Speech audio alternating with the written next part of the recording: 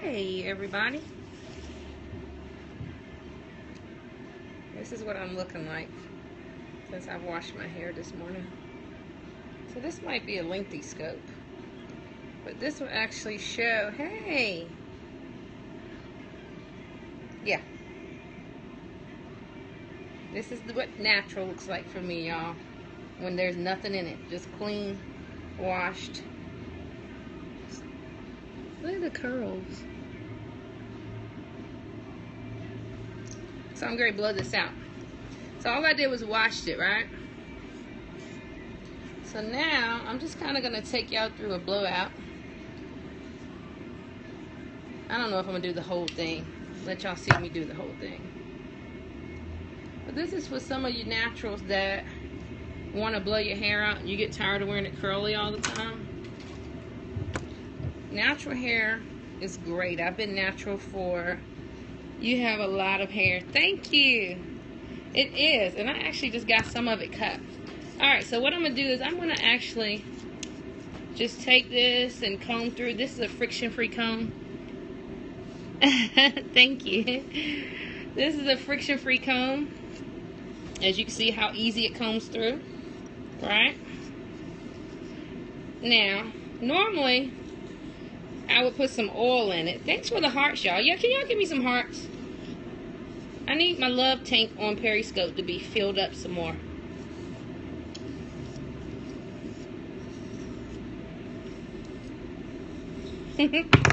Alright, so, blowout.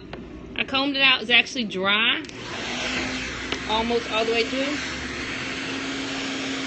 This is what I specialize in with all of my clients.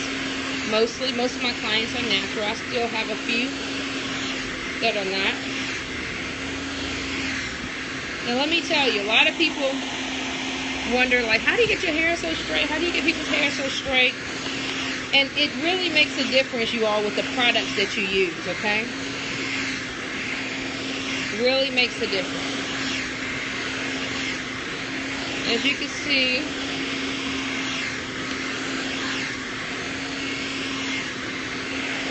I do use heat. A lot of people say, oh, don't use heat on your hair. I'm not one of those no heat people. I can't do it. I'll be looking a mess. I like that sleek look. I thought you was going out somebody else's hair. No, Bishop. I gotta do my own hair. Look at it. How are you, Bishop? It's good to see you today. Yeah, I gotta do my hair. You know what? You know what tricks? It just makes me really upset when you go to a hairdresser and their hair is looking a mess. That right there, it just doesn't flow with me. So I had this. I'm good. I had this wrap on my head this morning. Right? I wasn't looking like this. I had this wrap on my head because I could not be looking a mess coming in here to do my clients. Because I think that whatever you do, whatever your job is, my hair's still down, that you should be, you know, flowing in that as well. So you shouldn't go into a hair salon to get your hair done or a barber shop to get your hair cut in. It was, Bishop. You had to go back and look on my scope and see how I was looking.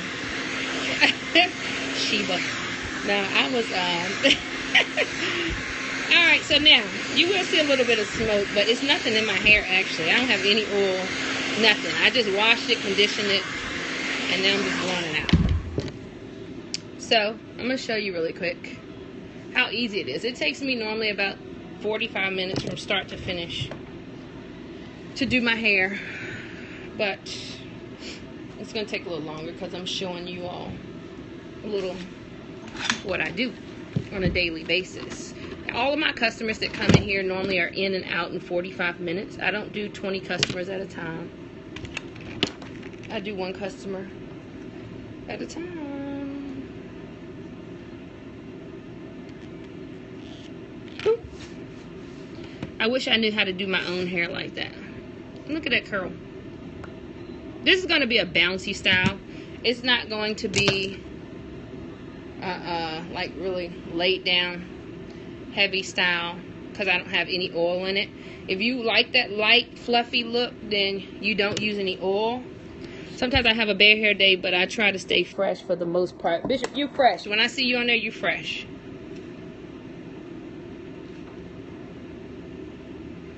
Bishop, you do have a salon, a barber shop, don't you? What's the name of it?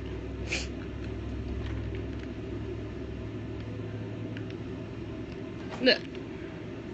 So these curls are going to be like really pretty and bouncy. Look at this. Alright? You know you got to get them edges. Get those edges. Boom, boom, boom. Yes. Precision cuts. Awesome.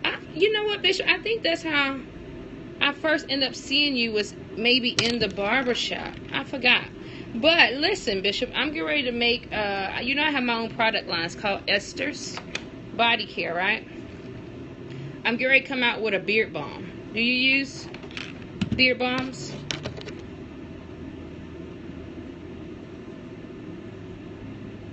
I have a phenomenal oil. Yes, you supposed to see. Oh, Bishop, I totally forgot about that. I haven't even made it yet. I'm going to send you some. Did you send me your address? I kind of remember, I think.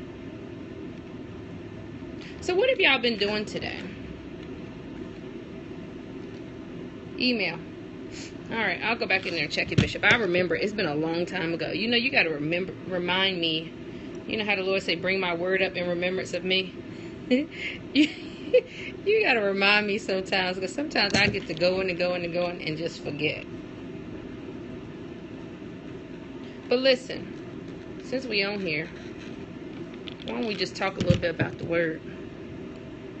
I was teaching a little bit before prayer last night. Well, actually, after prayer. Prayer was phenomenal on last night.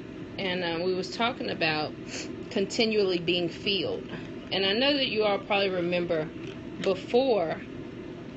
I didn't see that. Put that back up on the screen. I was talking about continually being filled. And we was talking about guarding our deliverance. That's my subject. What's your subject? Tell me, what was your subject? What I'm talking about?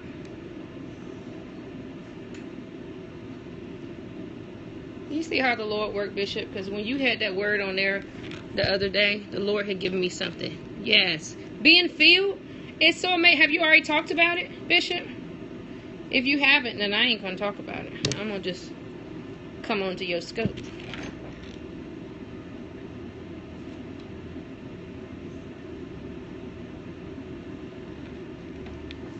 Look.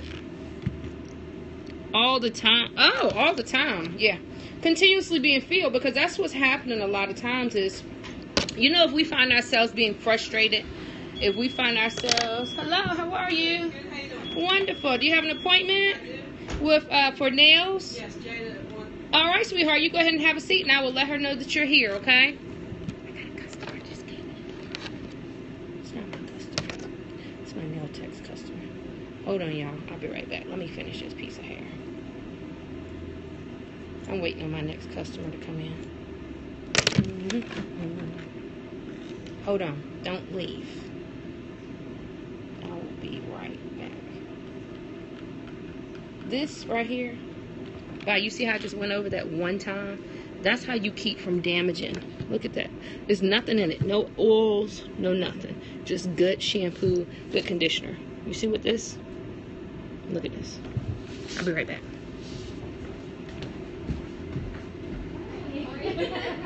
It's a really pretty look. Jada, your customer is here. But what was I saying? Oh, with a lot of times I was talking to somebody this morning, as I was talking on yesterday, and I was talking about continually being filled. So when we're continually filled, we find ourselves not being frustrated. We find ourselves not, being disappointed. We find ourselves, hey Bishop, I was talking about not being continually filled. When we are continually filled, we find ourselves, thriving in life. We find ourselves not frustrated. We find ourselves not getting angry and upset at the drop of a dime. We find ourselves, continually having energy, continually being excited, keeping that zeal, keeping that excitement about the word. Because what happens is when you don't have that excitement about what God is doing in your life, about the word, then you are running empty. And I use the example, I said, how would it look if I tried to go from Virginia all the way to California on one tank of gas? It's not possible for me to go from Virginia to California on one tank of gas. No, I'm going to have to stop daily, you know what I'm saying, and fill up on gas. And so what's happening is a lot of us are running dry because we're not constantly being filled. And to live this life, a drunk man stay drunk by constantly drinking. Exactly. It's so true. And so we have to constantly stay in that word. We have to constantly pray. We have to constantly fast. We have to constantly do these things, because when we don't constantly, intentionally and consistently stay in the word and stay in worship and stay in prayer and stay seeking God's face, then what happens is we run dry. And what happens, you see a lot of people that's dragging in church on Sundays is because they're running off fumes. You can't go from Sunday to Sunday and think that one tank of gas is going to keep you going. It's not. You're going to find yourself getting upset. And you know what happens a lot of times with new believers when they come into the church, or people that actually, I'm talking about new believers first, when they come into the church, when they get saved, the Lord fills them, right? So when he fills them, what happens is he's filled their cup. He's filled them. That in the beginning, he moved in, but they have to constantly get in the word and pray and study and read and fellowship in order for their cup to stay full. So, once they got saved and they got delivered, those spirits left that was in them. So what happens is the scripture talks about those spirits will roam around, going around and seeing if the house is still swept clean. If the house is swept clean, and if they haven't put any fuel, if they haven't put any word in there, if they haven't been in worship, if they haven't been in prayer, that spirit will go back and get 7 more spirits worse than it was, and it'll move back in. And that's when we see babes in Christ go back out into the world a lot of times. It's because they're not constantly being filled. Or if you see a church and the church is stagnant, the church won't grow, the church don't want change, the church doesn't want anything, it doesn't want anything new to come in the church, it's because they're empty. They're running off of old fumes, and you can't run off fumes but so long. And when you see churches that are not growing, churches that are not moving, churches that are not bringing in new souls, there is a problem there. There is a feeling that must take place daily in our lives. Hey, Davy Boys 61. Hey, and so we have to constantly be filled. We have to constantly get in that word. If you stay filled, you'll constantly hunger and thirst. The Bible said, they that hunger and thirst after righteousness, they shall be filled. And so the thing is that God has an obligation to fill you if you hunger and thirst after his righteousness. If you're not hungering and thirsting after his righteousness, then he is not obligated to keep you full. And so it takes effort. It takes, consistency. It takes us to be intentional in what we do. And so I have to intentionally get up and fix my hair every single morning and stay constant. Yeah. And so it makes such a difference. Like we see people, I've talked about it before, going back out into the world. People that have been, in church, they were once on fire for the Lord. They once had that zeal. They once, were preaching the gospel, teaching the gospel. I'm talking about they were on fire. Everybody they saw, they came in contact with, they told how good God was and how wonderful he was. And then, all of a sudden you'll see them putting along, and it's like they don't have